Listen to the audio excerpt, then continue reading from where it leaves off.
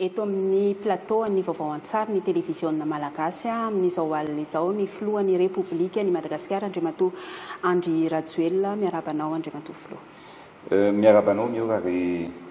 ampitiavana ihany koa no iarabana ny vahoaka malagasy tsy vaky volo zay mijery amintsika amin'izao dinika stafa zay ataontsika amin'izao akatoky ny fankalazana ny fetiny niverenan'ny fahaleovan-tena eto Madagasikara izao. Ny zavatra tiako ambara raha mikasika ny Antananarivo manokana dia ny problème ny olana voalohany aloha olana roa zany ny zavatra misy fa le olana voalohany aloha no resahako. Ny olana voalohany ny tena natonga ny fatapatapahan-jiro natonga fahasorenana tamin'ireo quartier maromaro teto amintsika dia ny fipoahan'ny transformateur anankiray tamin'ny hoe Tana Sud. Ny Tana Sud io dia transformateur agoavana be 25 MVA na équivalent na 25 kVA zany no ampoka efa ampoka izy io tamin'ny herintaona dia ny toerana rehetrarehetra ina nosy zato Ampitatafiky Feno Arivo Vodivorona iny rehetrarehetra iny zany tapaka daholy hatrany Ameritsiatosika hatrany Arivomamy Soavinandriny Itosy Ray Manontolo 67 hectares rehetra Ampefloa Tanjombato sy ny zone Forelo. Rehefa mipoka io transfo ana 25 MVA io na 25 kVA dia apahany kely sisany nandeha zany dia eo zany tsy maintsy jerena hoe alefa aloha ny any Tanjombato sy ny any 67 dia tsy maintsy tapaka ny any Ampitatafiky sy Anosy-Zato dia alefa indray ny any Vodivorona dia tsy maintsy tapaka indray ohatra ny any Imeritsiatosika ohatra zay zany le zavatra misy. Ny Jirama dia eto moa dia milaza misy olona tena miasa fa misy olona tena misopatra ihany koa ary zay ny olantsika ankehitriny fa za tonga eto ilazany marina ho an'ny vahoaka malagasy betsaka ny zavatra olazaiko anareo satria tamin'ny maraina hatramin'ny 2 atoandro nanomboka tamin'ny 10 amin'ny 10 amin'ny 12 amin'ny 12 amin'ny 13 adiny 4 nivory niaraka tamin'ny DG Jirama ny tompona andraikitra tale maromaro tao amin'ny Jirama niaraka tamin'ny Premier Ministre sy ny mpiara-miasa tamiko teo amin'ny présidence nijery zay hoe inona marina ny olana ary inona ny vahaolana ary zavatra maro no resako amin'ny vahoaka malagasy eto. Ny zavatra misy zany dia ny faterana aloha hoe natonga an'le olana iny zany le mipoka ilay transfo natonga an'io fatapatapahany io. Ny transfo io nefa 40 tonnes zany hoe na métormarque reto mbola mamétormarque ihany antale général ny Jirama tsy maintsy ataontsika izy anafarana transfo vaovao amin'io 25 MVA io 25 mégawatts ary tsy transfo ray no vidiny satria raha mipoka ny ray tsy manana réserve tsika ary loza amin'ny tataony ny iainantsika satria raha misy accident zany tsika dia hosahirana ny vahoaka sy ny tokantrano tsirairay avy ka tsy maintsy anafatra tsika transfo anankiroa zany transfo ngeza be 25 MVA io efa mifampivory zay tamin'ny maraina ary nitapahany io fa anafatra tsika 30 andro ny fanamboarana an'io tokony ho 80 fa nahita mpanamboatra transfo zany ny tao amin'ivon'ny Jirama mavita an'io vaovao mavita an'io anatin'ny 30 andro ary tsy afaka alefa avion moa io fa tsy maintsy alefa sambo dia 30 andro afaka 80 andro na 2 volana zany dia ho tonga ny transfo vaovao fa nametraka tamin'ny Jirama hoe tsy afaka iandry afaka 2 volana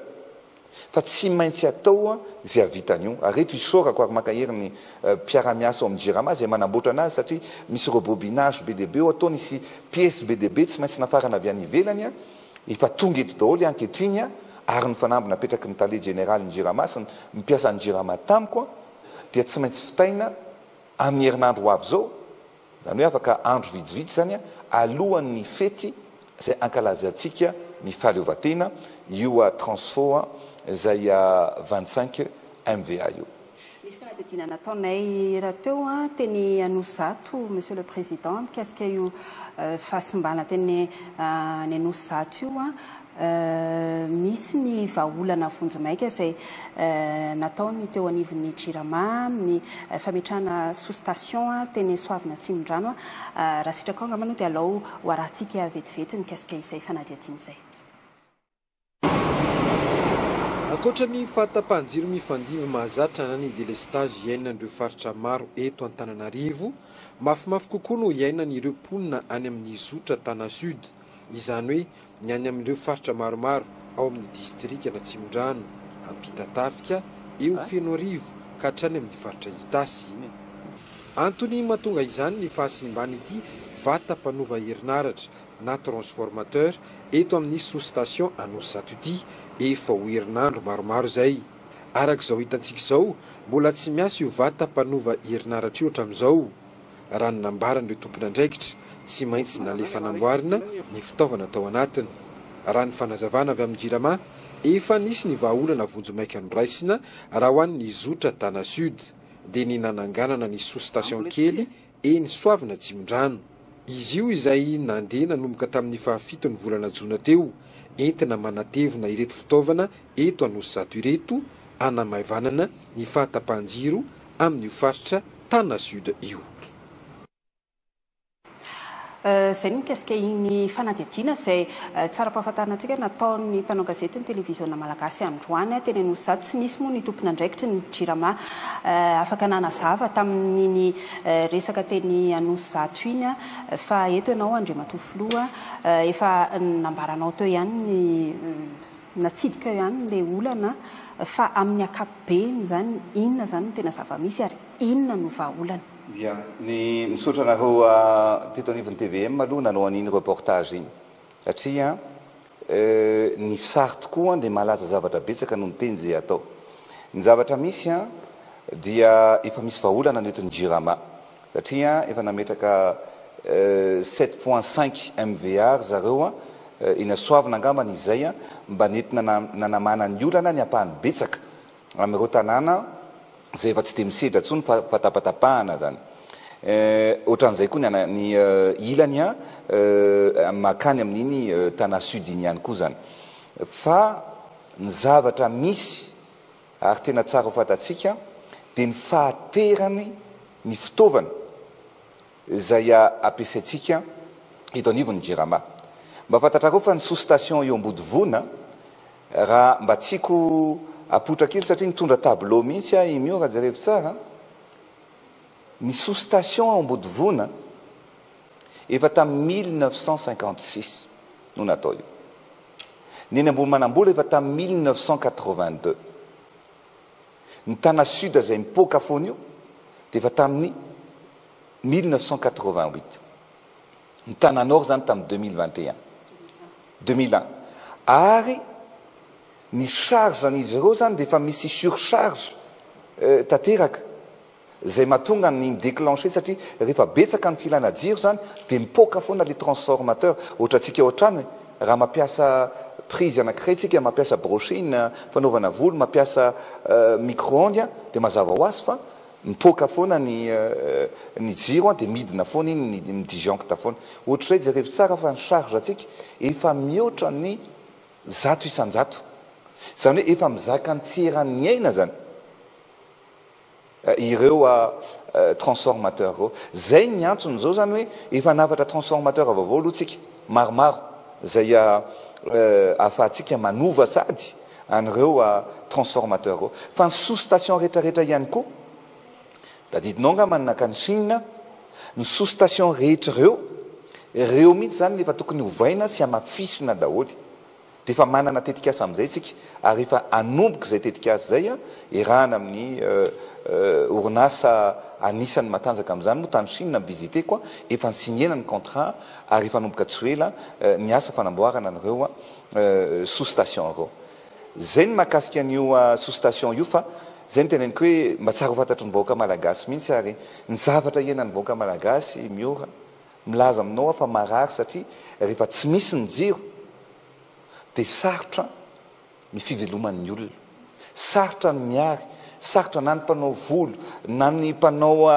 asa tanana fanjairana na ny mpanao sakafo na ny mpanao traiteur ny asa rehetrarehetra dia raha vao tsy misy ny jiro dia tsy afaka manao an'izay. Inona ozy izy ianao ny vahaolana keto moa zany tonga dia efa miteny sady hoe inona ny vahaolana voalohany fa rehefa vao mbola teneniko ihany koa ny olana aloha fa ny vahaolana voalohany a dia raha mikasika ny eto Antananarivo renivohitra efa mametraka tsika parc solaire tsika ny men'Andriamanitra masoandro men'Andriamanitra rano fanjaratsika ny manodina an'ireo mba amelomana ny olona ny vahoaka eto Madagasikara. Zay ny natonga na hoe efa niteny foana isaky mikabary ngamba dia hitanareo foana hoe ny solution dia ny parc solaire. Ametraka parc solaire tsika eto Antananarivo rehefa manomboka daholo reto zavatra teneniko reto 30 mégawatts izay tsy maintsy ho vita amin'ny farany taona. Afaka enim-bolana zany. Ny zavatra ny gap misy eto zany amin'ny andro atoandro dia eo amin'ny 30 mégawatts eo. Zany hoe ny fisian'ireo parc solaire izay apetraka ireo zany dia hamafa ny délestage eto amintsika na amin'ny fatapatapahan-jiro amin'ny andro atoandro. Zay zany ny fanamby voalohany aloha apetratsika alohan'ny farany taona ary amin'ny daty mihitsy ahito satria nivory niaraka tamin'ny DG Jirama ary niteny tamin'ny tompon'andraikitra rehetra hoe omeo daty. Teneniko izy androany afaka mandrainao daholo tsika rehetrarehetra fa ny mpiasan'ny Jirama ny DG Jirama asaitsika manao déclaration sy manao siniany io ireo zavatra atao reto reto zany zavatra misy 30 mégawatts no ataotsika eto amin'ny farany taona. Ny 7 mégawatts dia apetratsika any Abohidrano. Ny 14 mégawatts apetratsika any Ambatomirahavavy. Ireo parc solaire ireo efa eto reo fa mametraka zany sisa. Ny 6 mégawatts any Ampangabe, ny 3 mégawatts any Ambatomirahavavy 2 ary ny 1,5 mégawatts amin'io dia afaka andro vitsy alohan'ny début juillet zany folo andro eo raha fara fa elany dia efa injecté sady zany eto amin'ny anampy ny famokarana jiro eto Antananarivo. Mikasika izay parc solaire izay nanao fanadihadiana izahay teny Ambatomirahavavy androany mikasika ny fanatotosana ny asa ny parc solaire lazainao teo io raha ny angom-baovao nataon'ny mpanao gazetinay dia ny 900 ny asa aloha zany ny vita amin'izao fotoana izao raha ny eny Ambatomirahavavy andeha aloha raha tsika izay fanadihadiana izay. Ety amin'ny fokontany Kianja ety Ambatomirahavavy no misy anay amin'izao fotoana izao araka n'izao ahitantsika azy zao dia ety amin'ity toerana ity no natokana ametrahana parc solaire iray amin'ireo anatin'ny tetikasan'ny fitondram-panjakana izay amokatra 50 mégawatt manerana ny Madagasikara. Araka izao ahitantsika azy manodidina anazy zao dia efa mipetraka avokoa ireo panneau solaire natao amin'izany tetikasa izany. Efa mamaraparana ny asa ihany koa ireo teknisianina izay miasa ety an-toerana. Raha ny antotanisany mena izy ireo dia efa manodidina ny 900 ny asa no efa vita ety an-toerany. Andenga ho fatapataritsika ny zava-misy ety. Manao ny équipement électrique, ny assainissement efa manomboka efa mamaraparana ny teknisiana ny Jirama, ny ligne efa mipetraka daholo, ny réseau, ny interconnecté efa misy poteau efa hiditra any amin'ny réseau daholo izy ity ary ny batterie no efa ndalana ho avy ety ankehitriny transformateur izay hitantsika ireo fa efa ireo daholo ny transformateur izay goavana mamelona ny centrale ity tsy ho ela dia amokatra herinaratra 1,5 mégawatt Ambatomirahavavy. Miisa 100 ny mpanao napetraka eto amin'ity toby famokarana herinaratra azo avy amin'ny herin'ny masoandro eto Ambatomirahavavy ity. Miisa 450 kosa ny plateau mitazona izany. Efa hita ety an-toerana ny vata-panova herinaratra na ny transformateur. Efa andalam-patongavana kosa ny batterie de stockage. Mbola andingana voalohany amin'ny tetikasa ity napetraka ity mbola hisy ny fanotarana izany. anisan'ny tanjona goavana nametrahan'ny fitondram-panjakana ity tetikasa famokarana herinaratra azo avy amin'ny herin'ny masoandro ity ny famenona amin'ny banga sy ny tsy fahampiany famokarana ato anatin'ny aria na ny tambazotra iraisana Antananarivo. Ankoatra eto Ambatomirahavavy efa misy ihany koa ny tetikasa amin'ny toerana hafa. Raha tsy ahivina 10 megawatt ny tanjona napetraka manerana ny nosy ka saika misitraka izany angovo azo avy amin'ny herin'ny masoandro izany avokoa ireo tanan-dehibe. Ilo zany ny tany Ambatomirahavavy fa ny tena fantaniana manitikitika anay Andriamatoa Filoha dia hoe roviana zany no tapitra ity aizina ity ity délestage ity. Ya, mitombona ny fantaninao miora ary ny zavatra tsara ho fantatra aloha amin'ny ankapobeny dia mitombo ny filana fampiasana herinaratra eto amintsika. Mitombo zany ny consommation fa ny famokarana kosa dia tsy maharaka an'izay ny fametrahana fotodrafitrasa izay mampitombo ny famokarana herinaratra eto amintsika. Ny zavatra mitranga dia tsy eto Antananarivo ihany satria Ambatomirahavavy ny hitanareo tao iny fa anisan'ny makarary ana ihany koa ny zavatra mitranga tany Mahajanga satria rehefa misy olona maty zany manao enquête moa tsika zao hoe inona natonga le intoxication alimentaire fa mamparary zany ny tany amin'ny fanamboarana le mortadelle ve sa tao anatin'le fanaovana chaîne de froid ve tsy respecté fa zay ny mahatonga ana hoe ny any Mahajanga alohan'ny mois de septembre dia tsy maintsy vita ihany koa efa napetrako tany mivady fototra fa nisy novaina moa le toerana ametrahana anazy hoe atao any appareil mahitsy dia misy vatovato le toerana tany dia nesorina teo amin'le toerana zay natao eo akaiky ny ville zany hoe nanganovana fotodrafitrasa hafa dia zao zany tsika hoe averina eo amin'le CEFIM moa izay raha tsy diso no ny anarany apetraka eo zany le parc solaire zany hoe 3,5 mégawatt tsy maintsy vita amin'ny volana septembre any Mahajanga. Rehefa tafapetraka io inona ny zavatra mitranga satria anao miteny hoe inona moa zany ny zavatra afaka endrasana. Tafapetraka io tsy misy délestage tsony amin'ny andro atoandro ao Mahajanga. Zany hoe afaka miasa amin'ny asa fiarina ny olona tsirairay avy zany ao Mahajanga ary izahantsika amin'ny alina ihany koa dia ho rattrapena satria afaka mampiasa solika misimisy kokoa tsika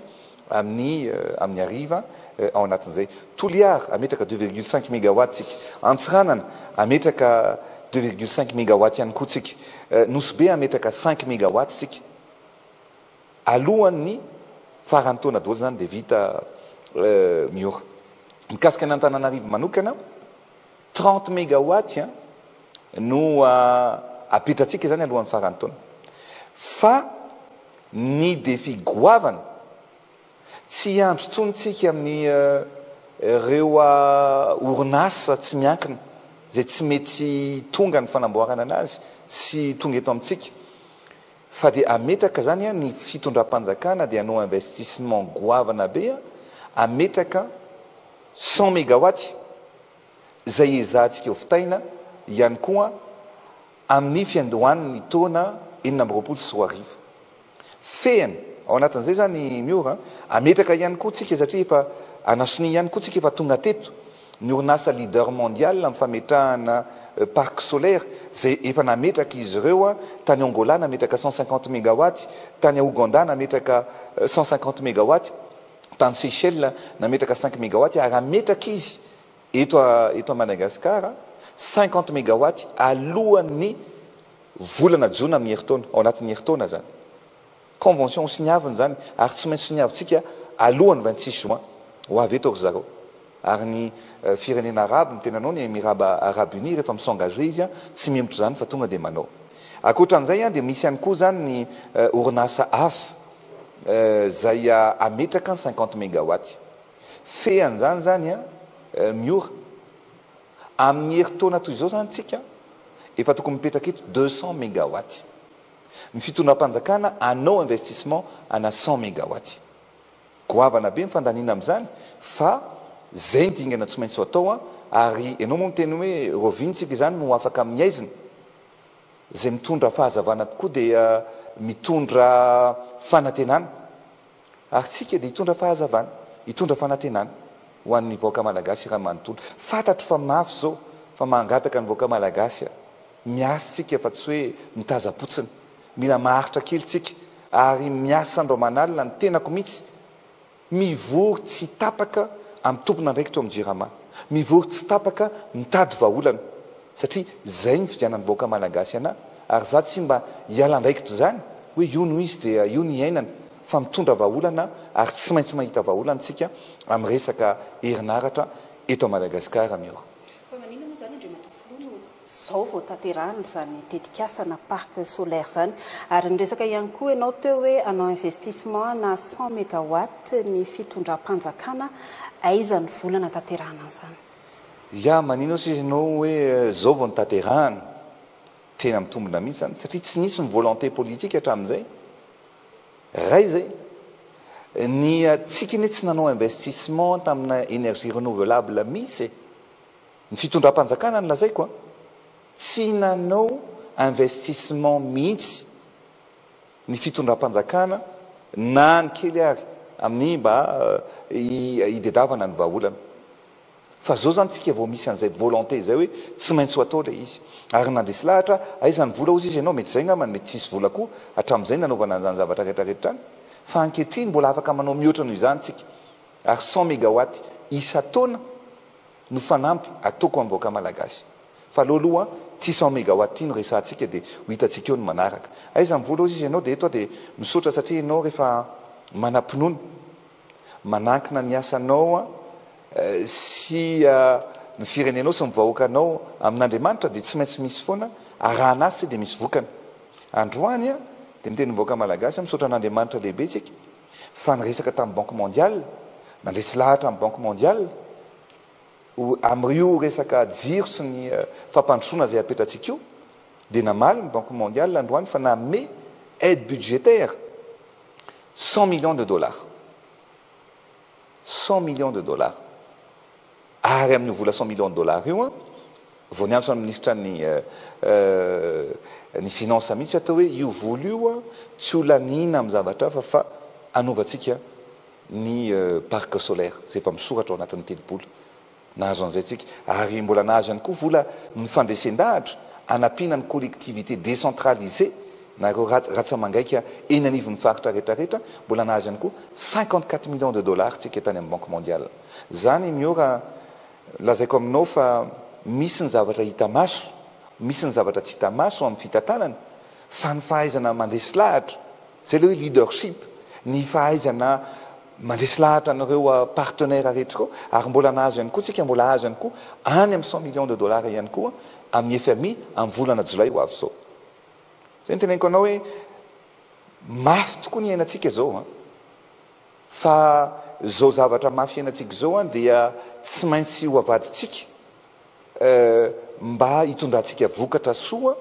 mba ahitantsika ihany koa ny mamiratra ho an'ity firenena malalatsika ity za dia miara mijaly amin'ny vahoaka miara miosona amin'ny vahoaka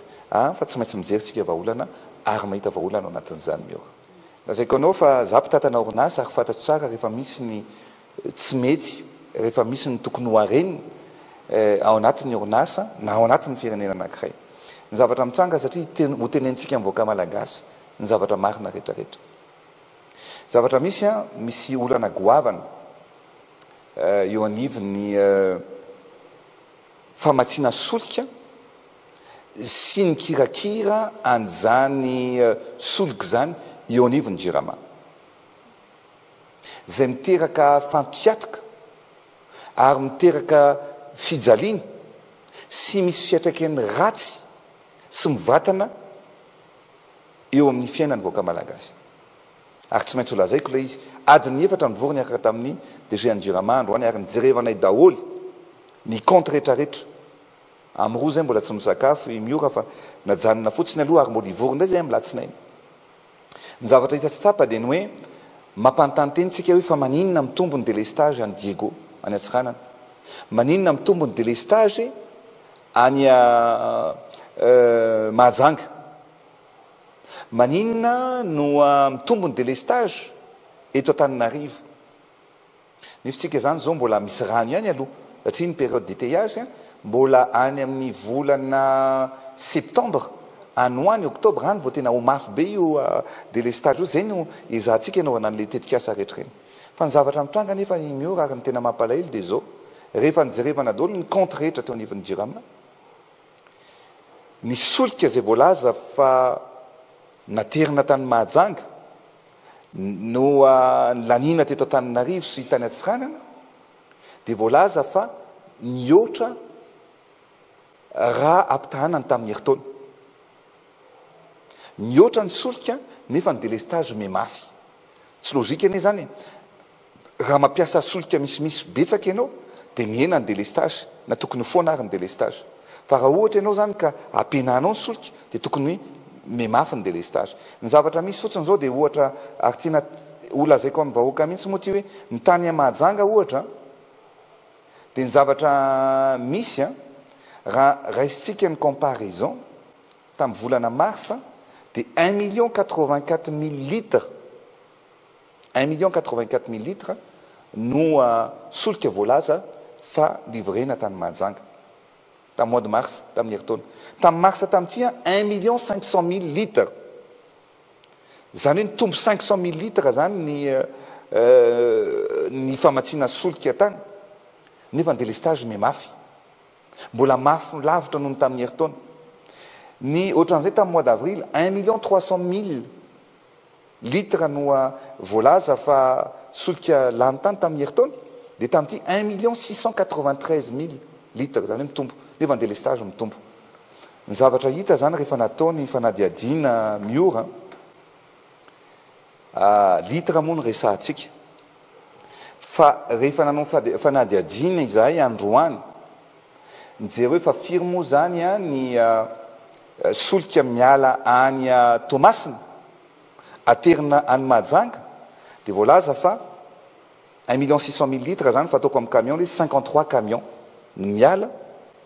any Mahajanga nefa ny tonga any ny voasoratra valany amin'ny système napetratsika dia 43 camions tamin'ny volana avril zany hoe nanjafina tsy hita very ny 10 camions ary zay ny tena hoe lasa misy fiatraikany any amin'ny fiainan'ny vahoaka le izy raha livré araky ny tokony ho izy tany Mahajanga ireo solika tsisy délestage any Mahajanga ary nametraka système ntsika nahitana an'io nametraka système hoe géophiline zany hoe io zany mesurer appareil mesurer na mandrefy ny solika zay livrena misy zany mandray antsoratra hoe androany dia 30 000 litres no niditra tato dia jerevana amin'ny géophiline 30 000 litres ihany koa ve fa ny zavatra hita zany dia misy tambazotra zay manimba sy mamotika ny jirama manimba sy mamotika ny firenena ary indrindraindrindra misy fiatraikany any vahoaka malagasy ary zay no ataoko moa hoe ty resaky ity na iza tafiditra anatin'izy io tsy hoe keko mihitsy fa za mihitsy ny andray tanana ary andefa ny Bianco andefa ny Cour des comptes andefa ny olona rehetrarehetra anao ny vérification nyreo rehetrarehetra ary ho hitantsika eo fa zay olona rehetra voakasika eo dia tsy maintsy hiarany sazy tandrify azy ampy zay ny fampijaliana vahoaka ampy zay ny fangalarana ary tsy ho atao otage ny vahoaka malagasy tsy ho atao otage ny orinasa-mpanjakana satria tsika ine matetika tsika ny mandovola dradray analana ny budget atsy mba ampodinana an'le izy ary eo ny zavatra be dehibe mihitsy moa fa mbola resahako eo ny amin'ny manaraka fa zay mba tiako fantatra fotsiny hoe ohatran'izay koa tamin'ny volana mai 20 camions koa nitsita satria 50 camions teo zany no 51 camions ny voalaza fa livré dia tsy zay nefa no livré tany fa dia nisy 20 camions koa zany tsy hita ihany koa ho an'ny Mahajanga manokana io zavatra lazaiko io ary zay no mahatonga ny délestage lava reny fa efa misy olona zatra manao ny ratsy eto amin'ity firenena ity ary tsy maintsy ho ajanontsika izany fomba ratsy rehetra fanao eto amintsika izany. Ametraksika manomboka zao zany. Ary zay moa miora ny zavatra tokony lazaina hoe inona moa zany ny zavatra ho ataontsika eto Antananarivo. Ny ataontsika eto Antananarivo any Mahajanga sy ny toerana rehetrarehetra dia miasa zay amin'ity week-end ity ary manome toromarika amin'ny tompon'andraikitra teo anivon'ny Jirama hoe teny mantsiny eo hoe tsy ampy ny solika fa raha-pitomboana ny solika ampiasaina daholo ny machine rehetrarehetra eto dia miena ny délestage. Dia eny ary fa ho ataontsika ilay izy. Ho ampitomboantsika ny solika ho ampiasaina fa misy comité de gestion zay rehefa manao milivre solika ireo orinasa manao an'izany dia mandray ao anatin'ny registre daholo ihany tompon'andraikitra rehetra eo anivon'ny ministère, eo anivon'ny Jirama, eo anivon'ny Bianco ary anaramaso an'izany ny eo anivon'ny présidence mba tsy sinitsony ny alatra ao anatin'izay. Dia eto zany afaka amin'ny teny vahoaka malagasy hoe ezahantsika ho fafana ezahantsika ahena farak'izay tokony ho izy ny délestage ny maraina mandra-parivon'ny andro. Rehefa ariva indray moa ny zavatra hafa satria tsy ampy indray ny famokarana dia tsy maintsy misy mbola hisy délestage kely zany amin'ny ariva fa amin'ny atoandro aloha zany hoe manomboka amin'ny enina maraina mandra-patonga ny amin'ny enina ariva dia ezahantsika ny mandra-patonga ny amin'ny 20 ariva eo ny anafoanana an'izay délestage zay satria ho ampitomboantsika ny solika fa izy kosa fanaraha-maso entitra ao anatin'izany fampiasana solika izany.